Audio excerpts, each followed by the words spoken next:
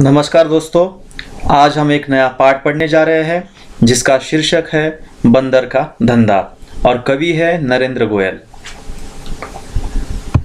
कवि का परिचय थोड़े संक्षेप में हम देखेंगे।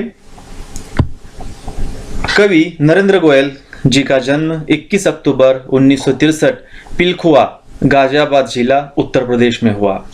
इनकी रचनाएं हैं गीतमाला, गीत गंगा, गीत सागर, झूला झूलें, चींची चिड़िया आदि। परिचय। नरेंद्र गोयल जी आप बाल मनोविज्ञान के ज्ञाता माने जाते हैं।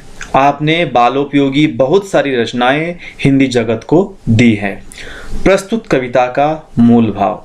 इस कविता में कवि ने वनौषधियों द्वारा होने वाले पारंपरिक उपचारों, उसके प्रभावों पर हास्य के माध्यम से प्रकाश डाला है।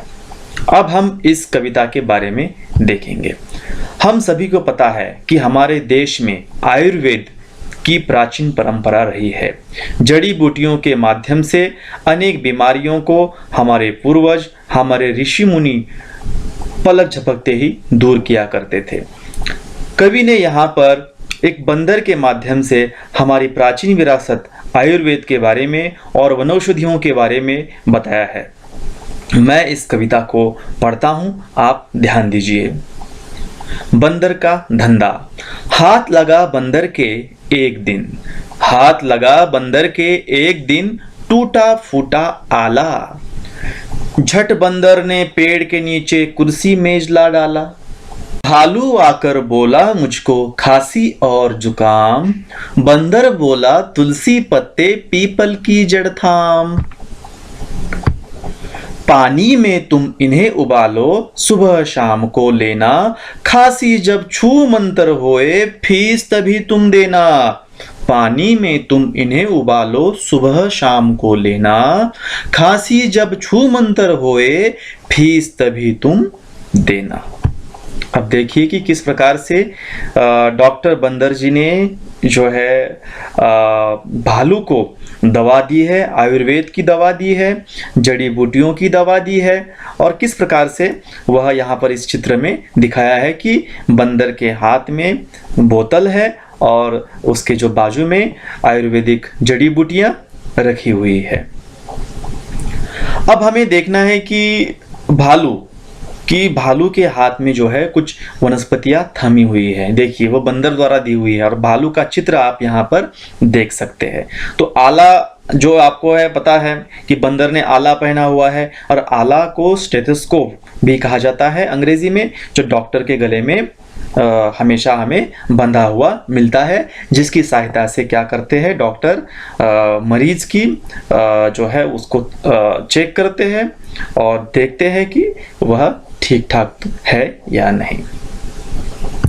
अब देखिए कि यह तुलसी का पौधा है, क्योंकि बंदर ने यहाँ पर कहा है तुलसी के बारे में, तो यहाँ पर मैं तुलसी का पौधा आपको दिखा रहा हूँ। तो अगर खांसी है हमको और जुकाम है, तो बंदर क्या राय दे रहा है कि तुलसी के पत्ते खाने चाहिए और पीपल की जड़ उसको हमें रखना चाहिए, थामना चाहिए, क्योंकि पीपल और तुलसी का पौधा जो है जुकाम और खांसी के लिए बहुत ही लाभदायक माना जाता है। पीपल, यह पीपल का पेड़ आपको पत्तियां दिखाई दे रही है और ऊपर तुलसी के पौधे हैं। अब हम आगे देखते हैं। बिल्ली बोली मुझको आया 104 बुखार। मैं शिकार पर कैसे जाऊं, जल्दी इसे उतार। देखो बंदर बंदर को बिल्ली क्या कह रही है कि मुझको 104 बुखार आया है, मैं शिकार पर कैसे जाऊं, जल्दी इसे उतार।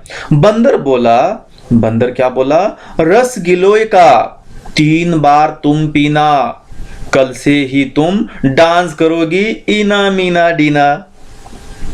देखिए अब बंदर जो है बिल्ली को राय दे रहा है।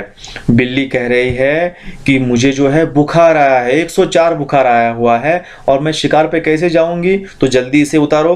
तो बंदर यह राय दे रहा है कि तुम गिलोय का जो रस होता है, अब गिलोय की वनस्पति आपको दिख रही है यहाँ पर, इसे 3 बार अगर हम पीते हैं दिन में तो वो बंदर कह रहा है कि तुम कल से डांस करने लग जाओगी, मतलब कि तुम्हारा जो बुखार है वह उतर जाएगा।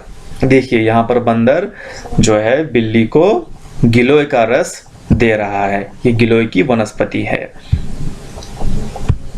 आगे देखते हैं। तभी लोमड़ी आकर बोली, देखिए तभी लोमड़ी आ जाती है और लोमड़ी आकर बोली, चिकना सुंदर मुझे बनाओ, मैं ही दिखूं सबसे सुंदर, ऐसी बूटी लाओ। देखो क्या कह रही है। तभी लोमड़ी आकर बोली, चिकना सुंदर मुझे बनाओ, मैं ही दिखूं सबसे सुंदर, ऐसी बूटी लाओ। बंदर बोला, घी कुंवार तुम दोनों समय लगाओ। बंदर बोला, घी कुंवार तुम दोनों समय लगाओ, चमकेगा कुंदन सा चेहरा, फीस मुझे दे जाओ। देखिए यहाँ पर कुछ कठिन शब्द भी दिए हैं मैंने। बूटी औषधि वनस्पति, कठिन मतलब समझने योग्य शब्द भी है ये। बूटी औषधि वनस्पति और कुंदन मतलब शुद्ध सोने जैसा।